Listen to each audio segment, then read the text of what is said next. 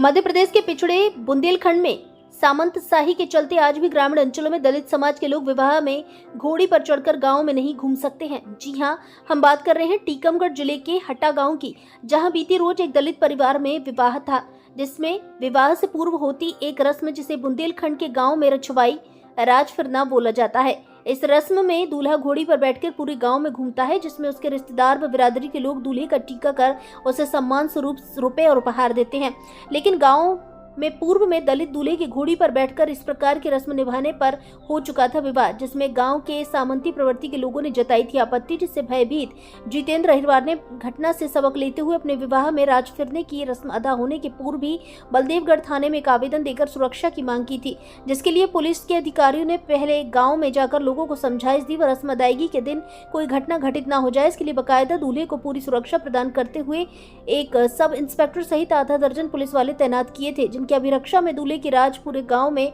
शान से घूमी व राज की रस्म हो सकी। जिनकी अभिरक्षा में दूल्हे की राज पूरे गांव में शान से घूमी व राज की रस्म पूरी हो सकी। भारत संवाद से कविंद पचेरिया की रिपोर्ट।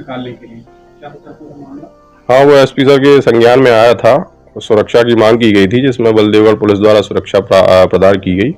और शांतिपूर्वक जो समारोह है वो संपन्न कराया गया। ये मामला है कि जो ग्राम हट्टा है बलदेवगढ़ थाने अंतर्गत आता है, वहां पे जब से देश आजाद हुआ उससे पहले से अभी तक किसी भी दलित व्यक्ति को घोड़े पे राज निकालने का कभी प्रावधान नहीं था सामाजिक तौर पे। तो वहां के जो दलित समाज से जो दूल्हा था उसने कोशिश करी, उनके परिवार के लोगों ने जो घोड़ा है उसके लिए एडवांस दिया और बग्गी के लिए, और फिर 2 दिन बाद उन्होंने वापस कर दिया ये बोल के कि भैया हम नहीं बिठा पाएंगे, अगर आप बैठोगे तो फिर मेरी इस घोड़ी पे कोई नहीं बैठेगा या फिर हमारा विरोध करेंगे लोग। तो उनको आशंका हुई, क्योंकि पहली बार बैठने का वो काम कर रहे थे घोड़े पे, तो फिर वो हमारे पास जानकारी लेके आए, तो हम थाने में इसके लिए आवेदन देने गए थे। आवेदन के बाद टीआई सर हो चाहे चौकी प्रभारी हो, इन लोगों ने उसको संज्ञान में लिया, एसपी सर ने खुद संज्ञान में लिया और पुलिस बल को 2 दिन पहले पहुंचाया, और कल भी पुलिस बल की उपस्थिति में उस गांव में बड़े धूमधाम से राज निकाली गई। तो राज तो निकल गई, लेकिन जो ये चीज हुई है ये कहीं न कहीं हमारे इस बुंदेलखंड के पिछड़ेपन का मुख्य कारण जो है वो यही बताती है कि यहाँ पे बहुत ज्यादा ऊंच नीच की भावनाएं हैं, कुछ जातियों का जो रहता है ना कि हम श्रेष्ठ हैं, ये चीजें, और कहीं न कहीं इसमें उस समाज का भी दोष है जो घोड़े पे अभी तक बैठा नहीं।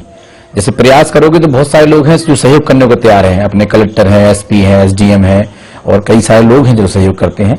तो सभी के सहयोग से ये राज निकली है, और हम ये चाहते हैं क्योंकि उस एरिया में तकरीबन 10 से 15 गांव ऐसे हैं जहां पे आज तक कोई भी दलित दूल्हा राज में घोड़ी पर नहीं बैठा है।